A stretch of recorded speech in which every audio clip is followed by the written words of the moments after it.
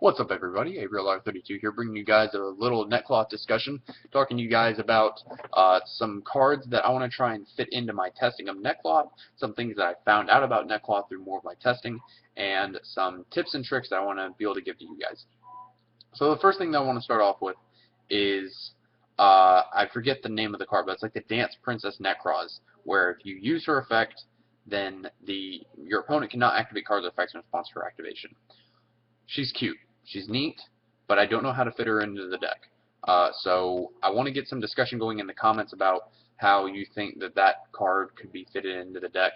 I was thinking about maybe 2 Shrit and 2 of her, but the problem is that Shrit is just a strictly better card because what you're trying to accomplish in the deck is obviously tributing for your ritual monsters, so Shrit is kind of necessary, and I wouldn't really want to cut down on 3 from him. Another thing that I've been testing is the hands. The hands are freaking busted. Do not listen to anybody what they tell you. The hands are busted, especially first turn. The nice thing about the hands is that they give you the ability to go first and just not give a hell. Like, for real. If I go, like, let's say it's a necloth mirror match, and you're like, oh, you can go first, sir. Thank you. Oh, I just opened up a hand. Set, pass. You ain't going to know it's a hand. Want to know why? Because no one's expecting the hands, number 1. Number 2, no one's expecting the hands in necloth. Unless all of a sudden this video blows up and everyone starts running the hands in their necloths, and once I go to my regional in March, I'm going to see a bunch of fire and ice hands running around in necloth. So there's that. And then I was testing salvage at first. I already gave my opinion on that card. I think that card's just garbage. I tried out Raigeki. It's just not the card that it used to be. So yeah, Snatch Steel's busted in the deck, like Snatch Steel's busted in anything. You don't need Hidden Armory, you really don't. I guess the Gigabiz dot deck, you want to run triple Hidden Armory and a Snatch Steel, go on ahead. I mean, it's unexplored territory, but in regards to that theory, but why not? The probabilities in the deck are just flat out insane. Like the ability that I'm able to run triple Brio, and I don't run triple Colossalos, I run 2. You've already seen my build. If you haven't, look it up. Double Colossalos and triple Brio, you're essentially running 5 Rotas for any monster you want in your deck, pretty much, and any ritual spell that you want. So your percentage chance of getting whatever kind of hand you need is just awesome. I can consistently open up either a way to make the double Brio Wombo combo, or literally open up double Brio Kaleido Mirror and make the Wombo combo. You do have to do thinking in the deck. Don't listen to what anybody says. If they tell you that it takes no skill, they're just an idiot, because honestly, to me, it's a dumbed down version of Mermail in regards to combos. Because the combos are in depth and you need to know what you're doing, but I would say it's a combination of half Mermail and half Garden Beat. I say that because Mermail is a combo-oriented deck. You really need to know what you're doing. Garden Beat, if you mess up once, one little misplay, I don't care how small or how big it is, you are going to lose the game pretty much every time. That was one of the reasons why I absolutely hated Garden Beat. I was good with the deck, but I absolutely hated it. This is when it first came out, what I'm talking about. So, yeah, it has that meh factor to it, but, you know, like in Quillfort, you can misplay all day. Like, when I was first testing Quillfort when they first came out, I was making misplays out the ass. Like, I was adding Helix to my hand, like, instead of Carrier or Disc for whatever reason. I wasn't going Carrier Sacrifice turn 1. I was just doing all these stupid things. I was trying to make Exceeds when you really didn't need to, and you could just blow your load on the board and just blah! Just beat down everything with 2,000 plus monsters. So there's that.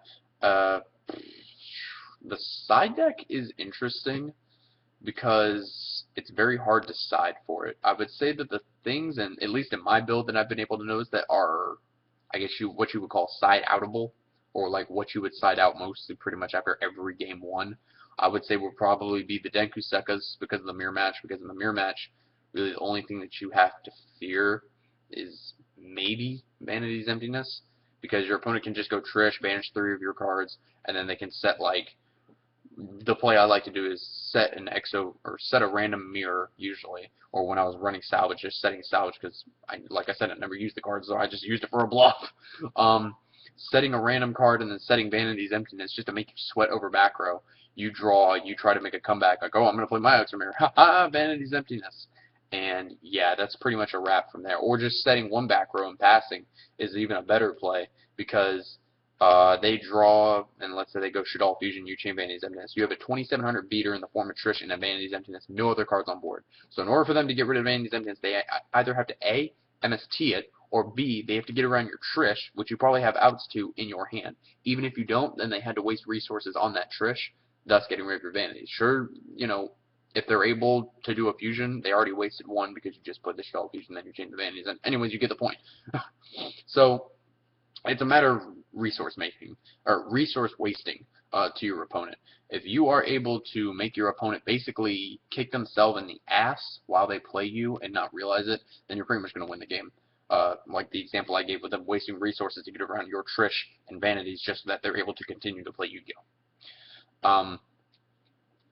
I think that's pretty much everything. I'm just trying to think of other side deck cards. Mind Crush is good every format.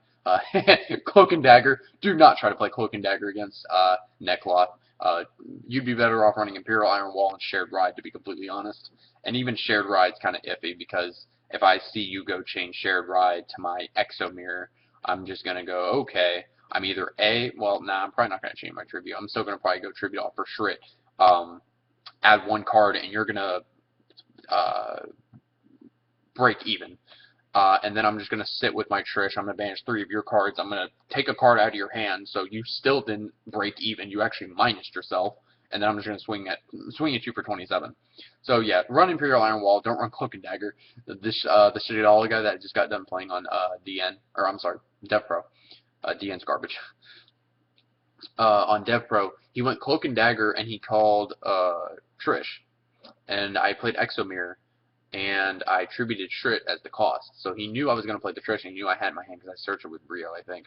So I was like, I can either play the Brio or the Trish. I wonder what's going to happen here. Because even if you bottomless Trish, you still get the effects. I'm like, how's Cloak and Dagger going to work? And it didn't even occur to me that after you play the card, then Cloak and Dagger gets removed. So it's only one. It's a 1 card out to Trish, yes, but it gets removed from the field after the fact. So it's like another bottomless. Like you're just playing a second bottomless. That's all you're doing, and you have to discard it. Or no, I'm sorry, you don't have to discard card. You just declare the name. So anyway, so yeah, I dropped Trish. He had a BLS and a Falco on board. That was sick, because I saw him at it. So I banished his BLS. I banished a card out of his hand, and I banished a Falco in his grave. And then Cloak and Dagger banished my Trish, and then Cloak and Dagger got banished. I was like, oh, okay. So all you have now is a Falco on board with 1 card with no hand. So I just beat him down from there. That's pretty much everything, you guys. Think about your plays while you're playing Necloth. When the mindset that I like to have, this is the last tip I'm going to give you. The way I like to have my mind, since you go second with Necloth, they make their play. You draw for turn. You say, okay. You ask yourself 3 questions every time. Number 1, how can I get around this field? Number 2, can I play out of this field? And 3, can I do Trish? Do I have a way to make Trish first turn? Or I guess you could say 4, do I have the Brio Wombo combo? Or some way to get to it. So anyways, that's pretty much it. Thank you guys for watching. As always, be sure to rate, comment, and most importantly, subscribe.